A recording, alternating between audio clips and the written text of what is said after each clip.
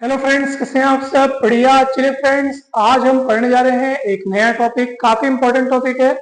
Dirichlet test for the convergence of integral of product of two functions, अर्थात दो फलनों के गुणनफल के समाकल के अभिसरण हेतु डिरिचलेट टेस्ट, डिरिचलेट का परीक्षण। ठीक है, तो दोस्तों सबसे पहले हम देखेंगे कि स्टेटमेंट क्या है, क्या क्या वहां पे कंडीशंस हैं, क्या क्या बातें लागू होनी चाहिए, उसके बाद इसका रिजल्ट किस तरीके से लिखा जाता है, ये तमाम चीजें हम समझेंगे। उसके बाद हमने यहाँ पे कुछ इंटीग्रल्स लिखे हुए हैं और इनके कन्वर्जेंस की हमें जांच करनी है। तो काफी इंपॉर्टेंट ये टॉपिक है और ये सारे क्वेश्चंस काफी इंपॉर्टेंट है, एग्जाम में अक्सर पूछे जाते हैं। दोस्तों, आप इस टॉपिक के पहले के जितने भी टॉपिक्स अभी तक हमने इस चैप्टर में कवर किए हुए हैं, तो आप उन सभी टॉपिक्स के वीडियोस अगर आपने नहीं देखे हैं तो इसी वीडियो के डिस्क्रिप्शन बॉक्स में आपको सारे के सारे वीडियोस के लिंक मिल जाएंगे। लेक्चर क्रमांक वाइज सारे वीडियोस वहां पे अरेंज करके आपको दिए हुए हैं, उन सभी के लिंक। तो आप जरूर जाइएगा, जरूर देखिएगा। हर एक टॉपिक, हर एक कंसेप्ट आपको बहुत बढ़िया तरीके से डिटेल्ड एक्सप्लेनेशन के साथ आपको समझ में आ जाएगा हर एक टॉपिक। और इसके पहले वाला जो यूनिट है रीमान इंटीग्रेशन, उसका भी complete theory, complete question solution, theorems, lemma, basic definition, basic concept, उस चैप्टर को भी पूरे तरीके से कंप्लीट कर लिया गया है। तो उसके भी सभी वीडियोस के लिंक आपको इसी वीडियो के डिस्क्रिप्शन बॉक्स में मिल जाएंगे। प्लेलिस्ट में भी आप उन सारे वीडियोस को देख सकते हैं।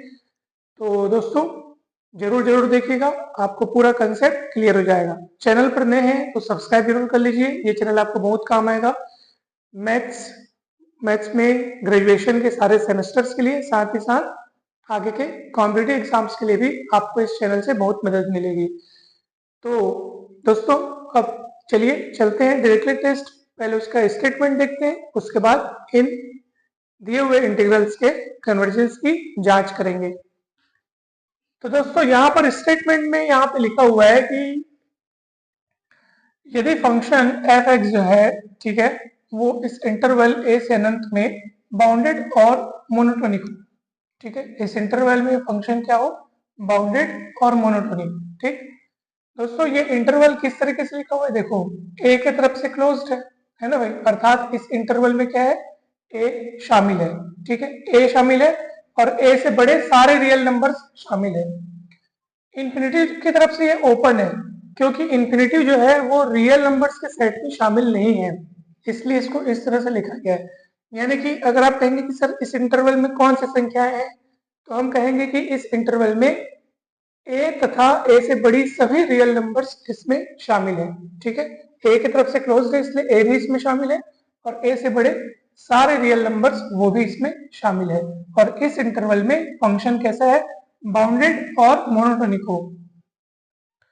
तथा यदि limit x tends to infinity f x बराबर 0, यानी कि जैसे जैसे x अनंत की ओर प्रवृत्त हो वैसे वैसे ये फंक्शन की वैल्यू किसकी ओर प्रवृत्त हो?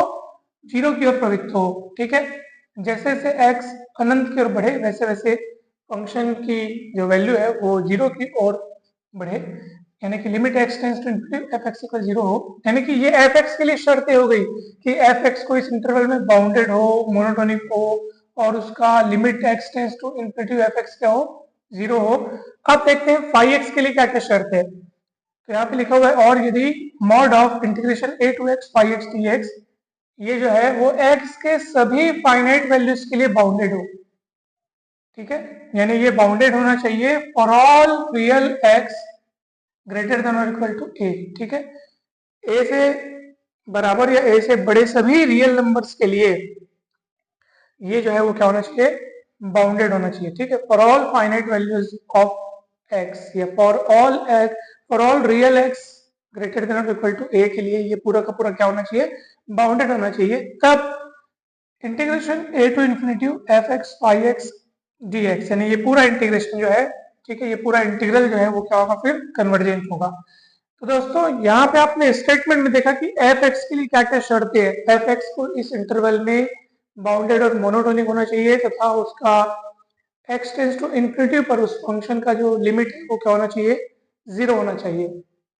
ठीक है, और साथ ही साथ फाई एक्स के लिए आपने क्या शर्त देखा कि उसका ये पूरा जो मॉड्यूलस है ये पूरा का पूरा क्या होना चाहिए, x के सभी फाइनाइट वैल्यूज के लिए बाउंडेड हो, ठीक है। उस फाई एक्स का a से x तक की सीमा में ये जो इंटीग्रेशन है, a से x तक की सीमा में जो इंटीग्रेशन है उसका मॉड्यूलस ये x के सभी फाइनाइट वैल्यूज के लिए बाउंडेड होना चाहिए। तब fx और फाई एक्स के गुणनफल का ये जो इंटीग्रल है, ठीक है, इनके प्रोडक्ट का ये जो इंटीग्रल है वो क्या होगा, कन्वर्जेंट होगा। तो ये स्टेटमेंट है दोस्तों। अब पहला इंटीग्रल अपन लिखते हैं, ठीक है, और उसके कन्वर्जेंस की जांच करते हैं। दोस्तों यहां पर आप इसको समझ गए होंगे आसानी से, ठीक है। जो जो बातें लिखी गई हैं अब हम उनको इस सवाल में अप्लाई करेंगे, परंतु यहां पर एक प्रश्न ये उठता है दोस्तों, ठीक है, ये है आपका a से अनंत sine X upon root X D X. दोस्तों सबसे पहले तो आप इसको देखो, साइन एक्स बटे रूट एक्स लिखा है, ठीक है ना भाई, और हमको क्या चाहिए, हमने जो यहाँ पे टेस्ट पढ़ा है उसमें दो फलनों के गुणनफल के लिए समाकल है ना भाई, उसकी कन्वर्जेंस की जांच करनी है। तो आप कहेंगे कि सर इसमें तो साइन एक्स बटे रूट एक्स दिख रहा है, अपने को टू फंक्शंस के प्रोडक्ट के रूप में उसको देखना है। तो इसलिए आप गौर से देखेंगे क्या हम इसको ऐसे लिख सकते हैं क्या, 1/√x इंटू साइन एक्स, ताकि हमको ये दो फंक्शंस के प्रोडक्ट के रूप में दिखने लगे, ठीक है। तो एक फंक्शन आपको दिख रहा है 1/√x और एक फंक्शन दिख रहा है आपको साइन एक्स, ठीक है दोस्तों, बहुत आसानी से आपको समझ में आ रहा होगा। अब देखिए ध्यान से, प्रश्न ये उठता है कि सर दो फंक्शंस के प्रोडक्ट के रूप में तो हमको दिख रहा है एफ एक्स और फाई एक्स, परंतु इनमें से हमको किसको एफ एक्स मानना है, किसको फाई एक्स मानना है ना भाई, ये भी जानना जरूरी है कि आप एफ एक्स किसको मानेंगे, फाई एक्स किसको मानेंगे, इसको एफ एक्स लेना है या इसको एफ एक्स लेंगे, है ना भाई, एक को एफ एक्स लेंगे और फिर दूसरे को क्या लेंगे, फाई एक्स लेंगे। तो इसके लिए सबसे ज्यादा जरूरी बात यह है कि आप जिसको भी एफ एक्स मानना चाहते हैं तो पहले ये चेक कर लीजिए कि इस स्टेटमेंट में एफ एक्स के लिए क्या क्या बातें लिखी हुई हैं, जो जो शर्तें हैं, जो जो बातें हैं, जो जो कंडीशंस एफ एक्स के लिए लिखी हुई हैं, तो वो एफ एक्स के लिए लागू हो रही है कि नहीं हो रही है, जिसको आप एफ एक्स मानना चाहते हो उसमें वो सारी बातें फिट हो रही है कि नहीं हो रही है, लागू हो रही है कि नहीं हो रही है। तो ये सब विचार करके आपको सोचना है, समझना है कि हाँ मुझे इसको एफ एक्स मानना चाहिए। और वैसे ही आप फाई एक्स के रूप में जिसको मानना चाहते हैं उसके लिए आप देख लीजिएगा कि फाई एक्स के लिए जो बातें हमने यहाँ पे लिखी हुई है वो उसके लिए फिट हो रही है कि नहीं हो रही है। जैसे कि अब जैसे मान लीजिए मैं इसको एफ एक्स मान रहा हूं, ठीक है,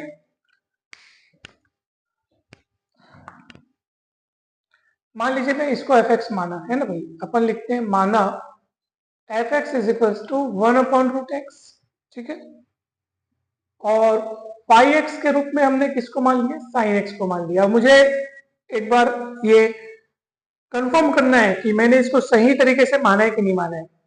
तो दोस्तों देख लीजिए, आपने एफ एक्स जिसको माना है ना उसके लिए एफ एक्स की बातें फिट हो रही है कि नहीं हो रही है। एफ एक्स जो है वो इस इंटरवल में बाउंडेड होना चाहिए, मोनोटोनिक होना चाहिए, और उसका लिमिट जो है एक्स टेंड्स टू इंफिनिटी पे उसका लिमिट क्या होना चाहिए, 0 होना चाहिए। वो बातें यहाँ फिट हो रही हैं, ठीक है, चेक कर लेते ना, चेक कर लेते भैया, देख लो ये बाउंडेड है कि नहीं, अपन चेक करते हैं। चलिए सबसे पहले मैं बाउंडेड चेक करूंगा, फिर मोनोटोनिक है कि नहीं वो चेक करूंगा, और लिमिट उसका 0 हो रहा है कि नहीं हो रहा है वो भी चेक करूंगा। तो आपको ऑटोमेटिक ये तसल्ली हो जाएगी कि हाँ सर हमने यहाँ पे सही तरीके से माना हुआ है। दोस्तों हम बात करते हैं इंटरवल ए से अनंत में इस फंक्शन के बाउंडेड होने की, कि बाउंडेड है या नहीं। तो अंतराल इतने में फंक्शन एफ एक्स जो है 1/√x है ना भाई, ये बाउंडेड है। अब ये क्यों है, क्यों बाउंडेड है भाई, तो चलिए अपन देखते हैं, ठीक है। यहां पर आपको a इज ग्रेटर देन 0 दिया हुआ है दोस्तों, a जो है पॉजिटिव है, ठीक है। तो इस इंटीग्रेशन का रेंज जो है वो a से अनंत तक है ना भाई, a से अनंत इसका रेंज है। तो अब ध्यान से देखो, अगर मैं यहाँ पे x के स्थान पर a रखूं, ठीक है, क्योंकि मुझे इस इंटीग्रेशन के रेंज को देखते हुए मुझे जो अंतराल यहाँ पे पता चल रहा है, जो अंतराल मुझे दिख रहा है वो यही दिख रहा है, a से अनंत वाला अंतराल दिख रहा है ना भाई। तो मेरे को x की जो वैल्यूज यहाँ पे रखने का जो सोचना है वो इसी अंतराल में से सोचना है। तो इसका शुरुआती बिंदु a है, तो उसको मैं जब रखूंगा यहाँ पे, है ना भाई, तो x बराबर ए पर इस फंक्शन की वैल्यू हो जाएगी 1/√a, है ना भाई, x का मान a रखूंगा तो। अब सुनो, जब मैंने x का मान यहाँ पे a रख लिया और a यहाँ पे पॉजिटिव है, ठीक है, a यहाँ पे क्या है, पॉजिटिव है, तो मैंने यहाँ पे रख लिया x का मान a, तो ये मिला 1/√a। ये फंक्शन की मुझे वैल्यू मिल गई इस शुरुआती बिंदु पे। इसके बाद वैल्यू बढ़ाते जाऊंगा मैं x की, है ना, a से बड़े मान लेते जाऊंगा, और आप देख पा रहे हैं कि ये 1/√x है, अर्थात जैसे जैसे मैं x का मान बढ़ाते जाऊंगा दोस्तों, तो x का मान बढ़ते जाने से, है ना भाई, यहाँ पे इस पूरे की वैल्यू 1/√x की वैल्यू है ना, 1/√x की वैल्यू क्या होने लगेगी, कम होने लगेगी, कम होते जाएगी, क्योंकि अपॉन वाली राशि आप बढ़ाते जा रहे हैं, है ना भाई। जैसे ऊपर में 1 फिक्स है, अब नीचे में आप बढ़ाते जा रहे हो, जैसे उदाहरण के तौर पे 1/√2, 1/√3, 1/4, तो आप देख रहे हैं क्या होते जा रही है, कम होते जा रहे हैं, क्योंकि ऊपर वाला 1 ही है, नीचे वाली चीज बढ़ते जा रही है। तो जब ऐसा फ्रैक्शन जिसमें ऊपर वाला चीज फिक्स रहे और नीचे वाले को आप बढ़ाते जाएं, तो ओवरऑल उस फ्रैक्शन की वैल्यू क्या होने लगेगी, फिर कम होने लगेगी, तो कम होते जा रहे हैं। तो शुरुआती बिंदु पे अपने को 1/√a मिला, उसके बाद अब a से और अधिक आप मान बढ़ाते जाएंगे तो इस पूरे की वैल्यू कम होने लगेगी। तो कम होने लगेगी इसका मतलब क्या है कि ये मोनोटोनिक डिक्रीजिंग हो गया। तो एक बात तो यहीं पे कंफर्म हो गई कि ये मोनोटोनिक होना चाहिए, तो ये अपने को मिल रहा है भाई मोनोटोनिक होना चाहिए। तो मोनोटोनिक में फिर दो चीजें होती हैं, या तो मोनोटोनिक इंक्रीजिंग हो या तो मोनोटोनिक डिक्रीजिंग हो, सीधी सी बात है ना भाई। तो अपने को ये मोनोटोनिक डिक्रीजिंग मिल रहा है, क्योंकि x का मान बढ़ाते जाने से ये इसकी वैल्यू कम होने लगती है। अब कम होते होते कितनी कम होगी, तो आप सोचो जब x बहुत बड़ा एकदम ज्यादा इन्फिनिटली लार्ज, यानी कि जब x अनंत की ओर प्रवृत्त होगा, अनंत की ओर प्रवृत्त होना मतलब टेंस होना, x टेंस टू इंफिनिटिव, तो आप खुद सोचो इस पूरे की वैल्यू 0 की ओर प्रवृत्त हो जाएगी। f(x) की वैल्यू किसकी ओर प्रवृत्त होगी, 0 की ओर प्रवृत्त। अर्थात सभी रियल x के लिए इस पूरे की वैल्यू 0 से तो बड़ी होगी, क्योंकि इसकी वैल्यू 0 तब होगी जब x की वैल्यू अनंत होगी, और अनंत एक रियल नंबर नहीं होता है, इसलिए हम उसको लिमिटिंग फॉर्म में बताते हैं कि जैसे जैसे x अनंत की ओर बढ़ेगा फंक्शन की वैल्यू 0 की ओर बढ़ेगी। यानी कि सभी रियल x के लिए, है ना भाई, सभी रियल नंबर्स के लिए अगर अपन बात करें जो कि a या a से बड़े हैं, ठीक है, ऐसे रियल नंबर्स, क्योंकि हमारा इंटरवल ये है इसलिए हमको इसी इंटरवल की बात करनी है, इसी इंटरवल के हिसाब से अपने को बोलना है। तो वे सारे रियल नंबर्स जिनकी वैल्यू a या a से बड़ी है, उन सब के लिए इस फंक्शन की वैल्यू 0 से बड़ी होगी, ठीक है, ये आप देख सकते हैं। इस फंक्शन की वैल्यू क्या होगी, 0 से बड़ी होगी, क्योंकि 0 इसकी वैल्यू तब होती है जब x की वैल्यू अनंत होती है ना भाई। और अनंत को तो अपन रियल नंबर्स के कलेक्शन में नहीं गिनते, इसलिए तो अपन इंटरवल को इस तरीके से लिखते हैं, अनंत की तरफ से ओपन, कि भैया अनंत आपको नहीं रखना है, अनंत इसमें शामिल नहीं है। और फिर अनंत से जो छोटे हैं, यानी कि सीधी सी बात यूं कहिए कि जो रियल नंबर है, फाइनाइट जो है, ठीक है, तो उन सबों के लिए इस फंक्शन की वैल्यू 0 से क्या होगी, बड़ी होगी। आप देख सकते हैं, आप आसानी से, बहुत आसानी से देख सकते हैं।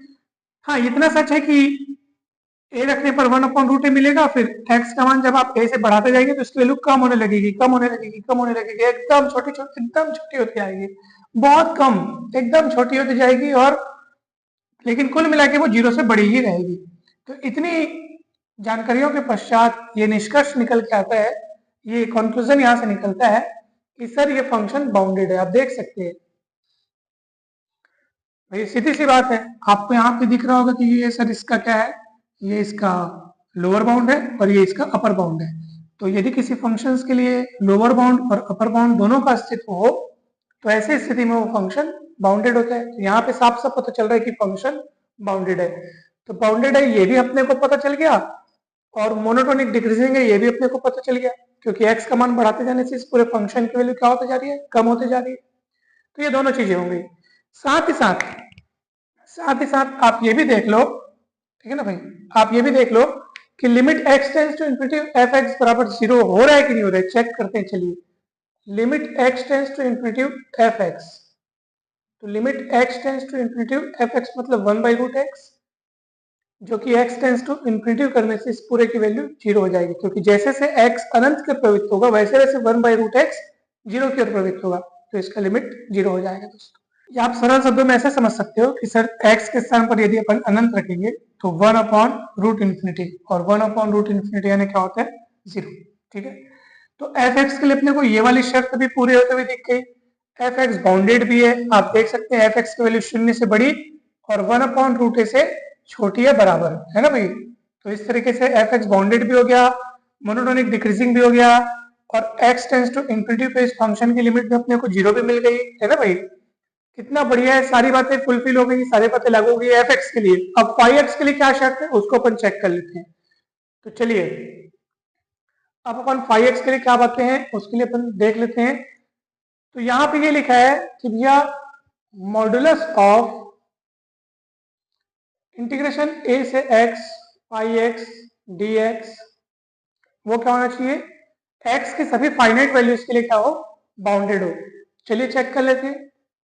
a से x phi(x) किसको माना है अपन ने, sin x को माना है, sin x dx। चलिए तो दोस्तों यहाँ पे आप sin x का समाकलन करेंगे तो माइनस कॉस x, ध्यान रहे sin x का अवकलन cos x, लेकिन sin x का समाकलन माइनस cos x। ठीक है, sin x का अवकलन cos x किंतु sin x का समाकलन माइनस cos x, और समाकलन कर लेने के पश्चात हम ऐसे कोष्टक लगा करके ब्रैकेट लगा करके उसकी लिमिट को लिखते हैं। ये सारी चीजें मॉड के अंदर है। ठीक है, अब देखिए सबसे पहले अपर लिमिट रखेंगे तो x के स्थान पर x ही रखेंगे, तो ये cos x माइनस में, और माइनस करके अपन लोअर लिमिट रखते हैं, तो ये पहले से माइनस है तो माइनस माइनस प्लस हो जाएगा, ये इस तरीके से। आप सभी को ये आसानी से दिख रहा होगा। उसके बाद देखो दोस्तों, उसके बाद ना हम यहाँ पे मॉड को तोड़ेंगे, तो आप सभी को यहाँ पर मॉडुलस की प्रॉपर्टी का यहाँ पे अपन इस्तेमाल करने वाले हैं, तो ये बहुत आसानी से आपको यहाँ पे पता चलेगा, बहुत इजी है दोस्तों, ध्यान से देखिएगा। इट इम्प्लाइज है, पहले मैं इसको लिखता हूँ, इंटीग्रेशन a से x phi(x) dx, और ये जो मॉड यहाँ पे पूरे में लगा है उसको मैं बांट रहा हूँ, तो तोड़ते समय आपको ये फिर चिन्ह लगाना होगा, ये कुछ इस तरह आपको ये दिख रहा होगा। ठीक है, यस करेक्ट, ये ऐसा। ठीक, चलिए अब ये कैसे टूटा आप सभी को समझ में, इसको माइनस कॉस एक्स को अपने मन में आप x के रूप में सोचो, और इसको आप किसके रूप में सोचो, y के रूप में सोचो। तो आपने इसको पढ़ा होगा ये property, mod of x plus Y is less than और equals to mod of x plus mod of y।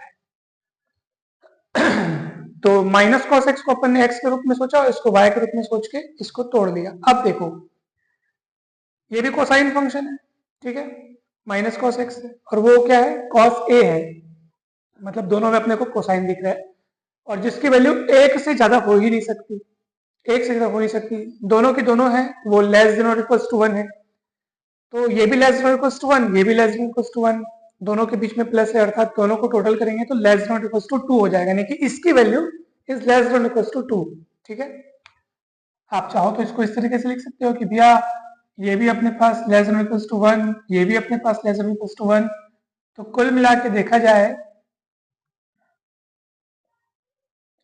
या उसको उधर में लिख करके आप नीचे लिख सकते हो, अगर ये आपको यहाँ थोड़ा सा, ये आप नीचे लिख दो उसको, ये ऐसा।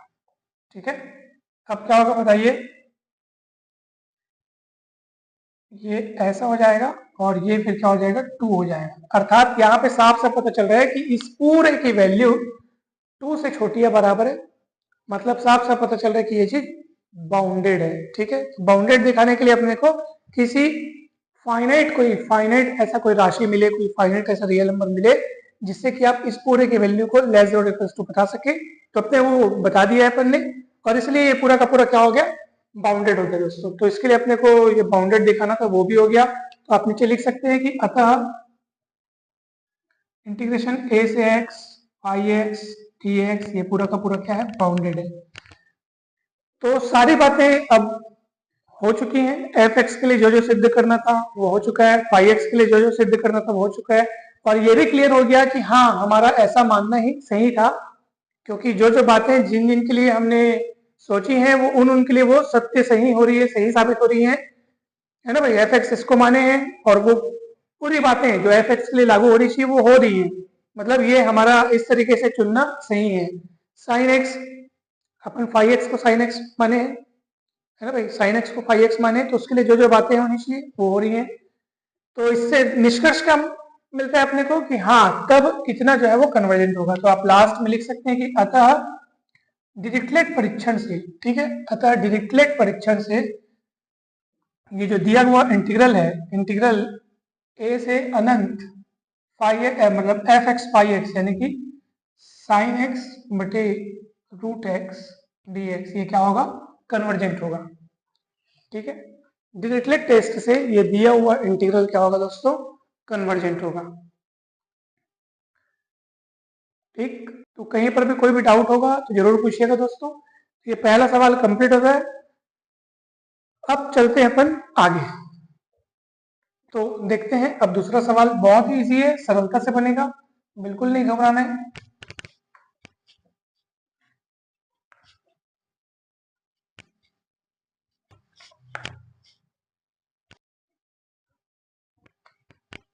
तो चलिए दोस्तों अब हम देखते हैं ये दूसरा इंटीग्रल।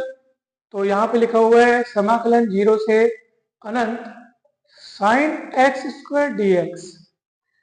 तो सबसे पहले तो हम इसको दो भागों में तोड़ लेते हैं, 0 से 1 ले लेते हैं sine x square D X, ठीक है, और प्लस 1 से अनंत sine x square D X.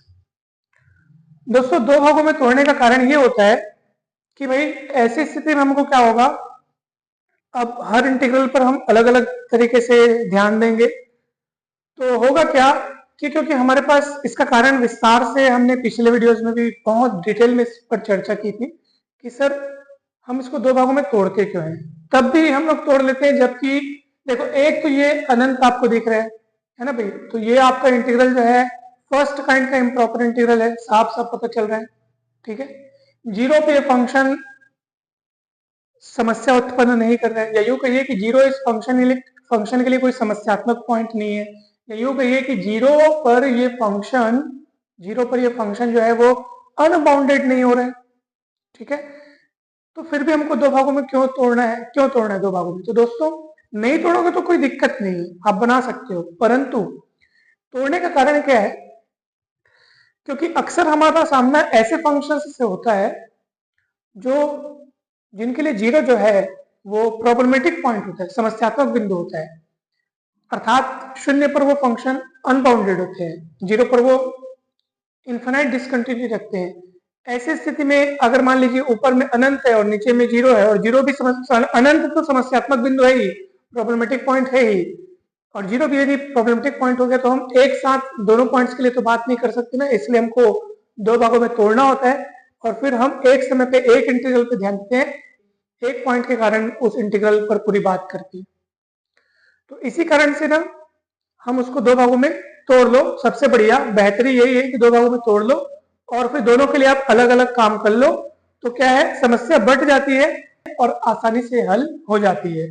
तो चलिए दोस्तों अब हम इसको इक्वेशन नंबर 1 नाम दे देते हैं, और इसको ये वाला इंटीग्रल को कह देते हैं I1 और इस इंटीग्रल को कह देते हैं I2। अब बात करते हैं यदि अपन I1 की, तो I1 आपने जिसको माना है उसको गौर से देखो दोस्तों। तो गौर से देखने पर पता चलता है कि ये एक प्रॉपर इंटीग्रल है, उचित समाकल है, क्योंकि इसकी सीमाएं परिमित है, लिमिट्स इसकी जो है वो फाइनाइट है। साथ ही साथ इस रेंज में 0 से 1 वाले रेंज में ये फंक्शन जो है बाउंडेड है, किसी भी पॉइंट पर ये अनबाउंडेड नहीं हो रहा है, किसी भी पॉइंट पर ये इनफिनाइट डिसकंटिन्यूटी नहीं रख रहा है ना भाई। तो कुल मिलाकर देखा जाए तो ये फंक्शन मतलब ये इंटीग्रल जो है वो क्या है, प्रॉपर इंटीग्रल है। तो जो प्रॉपर इंटीग्रल है तो वो तो कन्वर्जेंट होगा ही होगा। तो अब पूरा खेल टिका हुआ है इस पे, ठीक है।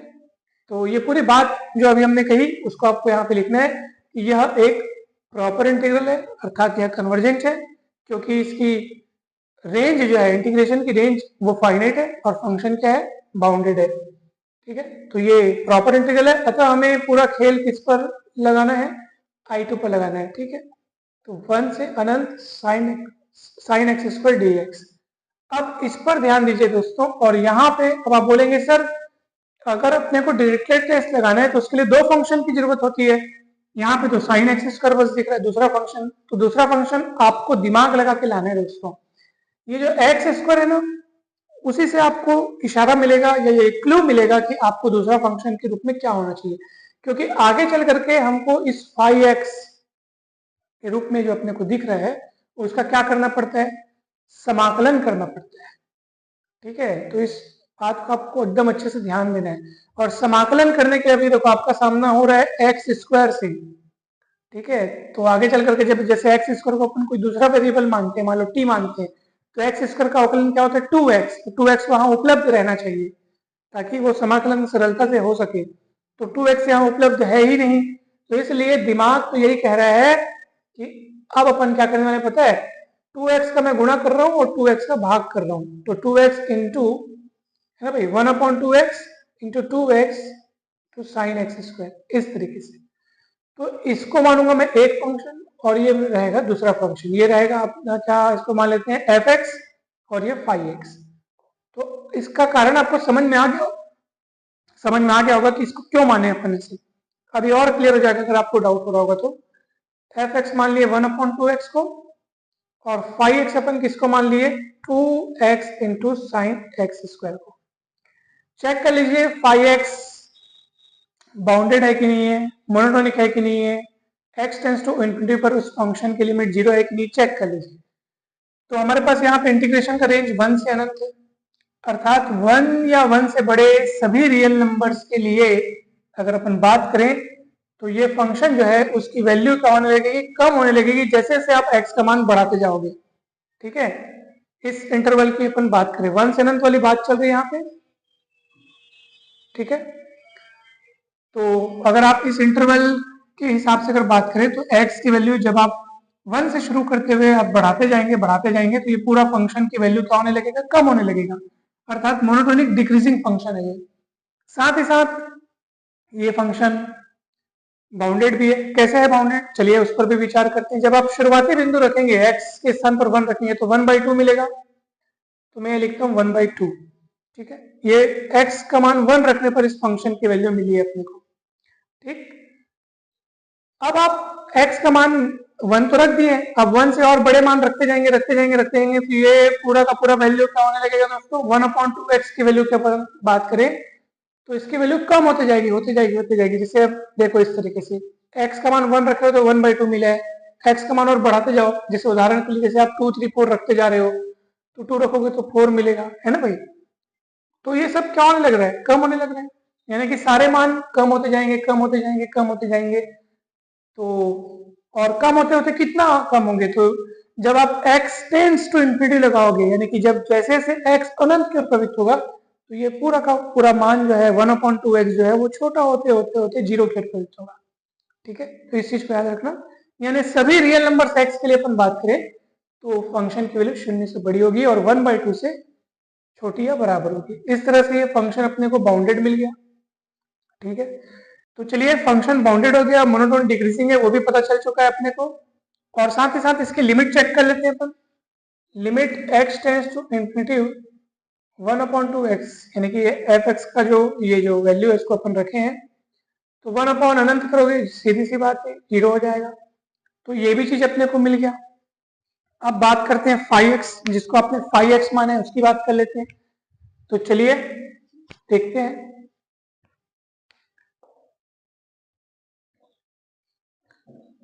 अब 5x यानी कि उसके लिए अपने को a से x है ना भाई, समाकलन a से x 5x dx, उसकी अगर अपन बात करें तो आप देख पाएंगे यहाँ पे a से x 5x किसको माने हैं 2x sine x square dx। इसका मतलब ये पूरा अपने को समाकलन करना है। समाकलन कैसे करेंगे दोस्तों, ध्यान दीजिएगा यहाँ पे। समाकलन करने के लिए देखो पहले अपन रफ कार्य में थोड़ा सा इसका समाकलन करके देख लेते हैं। इसको मैं मिटाता हूं। अभी फिलहाल ये सोचो कि लिमिट नहीं लगाए, मैं सरल रूप में इसका समाकलन करना चाहता हूँ। ठीक है, तो उसके लिए मुझे क्या करना होगा, हम साइन एक्स का तो जानते हैं, साइन एक्स स्क्वायर के बारे में हमने थोड़ा सा अपने को विचार करना है, तो मैं क्या करूंगा एक्स स्क्वायर को टी मान लूंगा। ठीक है, तो अवकलन करेंगे तो क्या होगा बताओ, तो अवकलन करेंगे तो 2x और इधर होगा dt बटे dx। x के सापेक्ष अवकलन कर रहे हैं दोनों पक्षों में x के सापेक्ष, x स्क्वायर का 2x, और इधर t के लिए अपन लिखेंगे t का अवकलन होगा dt बाई dx। तो dx को अपन इधर लिख लेते हैं कुछ इस तरीके से, ये ऐसा। तो दोस्तों आप समझ गए होंगे कि 2x dx ये पूरा का पूरा dt हो जाएगा। तो ये साइन एक्स स्क्वायर और एक्स स्क्वायर को आपने t माना है, तो साइन t dt, ठीक है। 2x dx dt बन चुका है।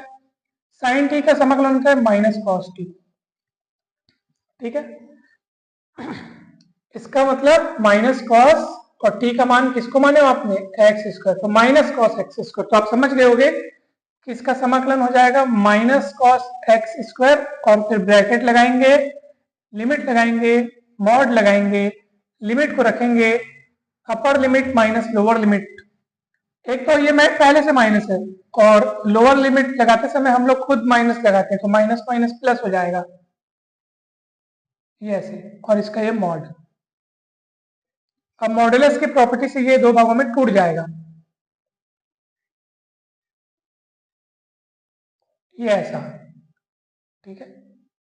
तो ये हो जाएगा आपके पास minus mod of minus cos X square plus mod of cos A square.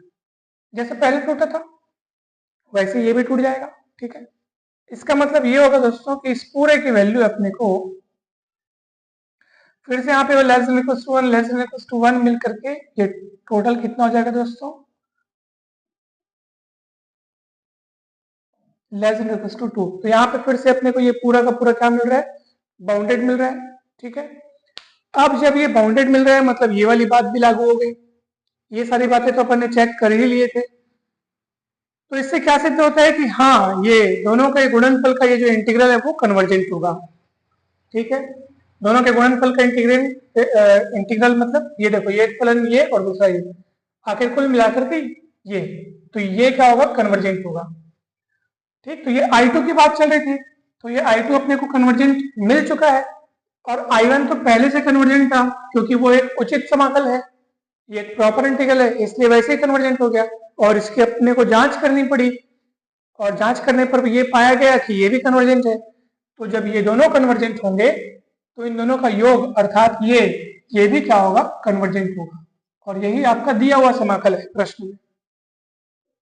तो इस तरह से आपको ये पूरा जितनी बातें अभी हमने कही उसको पूरा विस्तार से लिखेंगे कि भाई अतः ये I2 इतना ये कन्वर्जेंट है, और I1 के बारे में अपन ने पहले ही यहाँ पे पता चल चुका है कि वो कन्वर्जेंट है क्योंकि वो उचित समाकल है।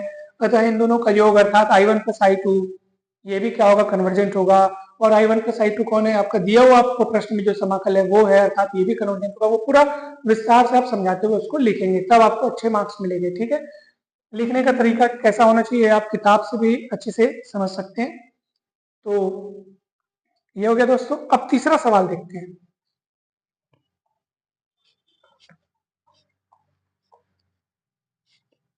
दोस्तों तीसरे सवाल में देखिए क्या लिखा है, इंटीग्रल a से अनंत cos alpha x minus cos beta x upon x dx। तुरंत हम क्या करते हैं, इसको दो भागों में तोड़ देते हैं, cos अल्फा एक्स के बटे में x, ठीक है, पूरा इंटीग्रल को मैं तोड़ देता हूँ, ठीक है, और माइनस, ठीक है, माइनस a से अनंत cos बीटा एक्स बटे x, इस तरीके से ये मैंने इसको दो भागों में तोड़ दिया, ठीक। अगर अब दोनों हिस्से पर मैं अलग अलग बात करूंगा, दोनों हिस्से पर अलग अलग चर्चाएं होंगी, और अगर दोनों के दोनों कन्वर्जेंट मिलते हैं तो हम ये समझ जाएंगे कि हाँ दिया हुआ इंटीग्रल कन्वर्जेंट है, ठीक।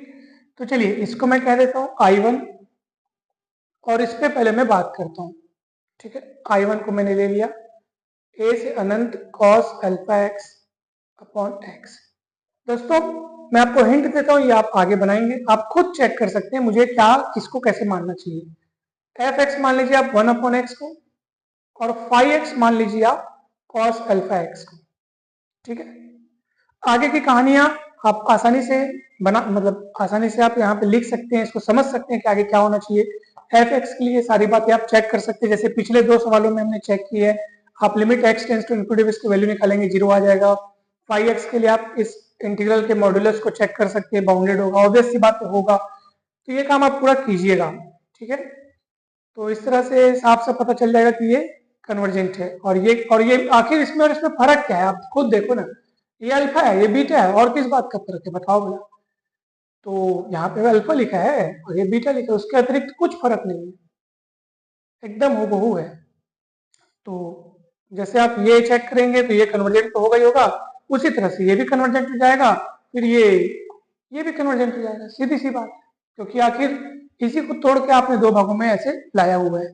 तो ये काम आपको करना है दोस्तों, और इस तरह से आपका ये वाला काम भी हो जाएगा पूरा का पूरा। ठीक, कहीं पर भी डाउट आएगा तो जरूर बताइएगा दोस्तों। ठीक है, समाकलन करेंगे यहाँ पे जब आप, तो cos अल्फा एक्स का समाकलन होगा साइन अल्फा एक्स बटे अल्फा, साइन अल्फा एक्स बटे अल्फा, इस चीज को आप ध्यान दीजिएगा। तो जब समाकलन होगा तो साइन अल्फा एक्स बटे अल्फा होगा, तो 1/अल्फा को बाहर रख लीजिएगा, और फिर आप जब लिमिट रखेंगे ना तो क्या होगा, साइन अल्फा एक्स, ठीक है, माइनस, और लोअर लिमिट क्या है इसका, ए, तो साइन अल्फा ए, इस तरीके से, और ये पूरा मॉड में है। ठीक है, अब जब आप अलग अलग तोड़ेंगे और साइन, ये दोनों साइन साइन है जिसकी वैल्यू एक है, एक से छोटी होती है, 1/अल्फा साथ में रहेगा, ये less than equals to 1, less than equals to 1, तो कुल मिला के लेस देन इक्वल्स टू 2, यानी कि लेस देन इक्वल्स टू 2/अल्फा हो जाएगा। बेचारा अल्फा वाला जो अल्फा अपॉन में है वो तो बेचारा बना रहेगा ना, वो आखिर कहाँ जाएगा। तो इस तरह से हो जाएगा दोस्तों। ठीक है, तो ये सवाल आपको बनाना है, पूरा हिंट पूरा क्लू आपको मिल चुका है, ये इसका कन्वर्जेंट है, उसी तरीके से उसको भी आपको चेक करना है तो वो भी कन्वर्जेंट हो जाएगा। ठीक है, और इन दोनों से ही ये बना है, क्योंकि इसी को तोड़कर दो भागों में ऐसे लाया गया है, तो फिर ये भी क्या हो जाएगा दोस्तों, है ना, ये दोनों कन्वर्जेंट तो ये भी कन्वर्जेंट, इस तरह से। अब चलिए दोस्तों देखते हैं चौथा सवाल।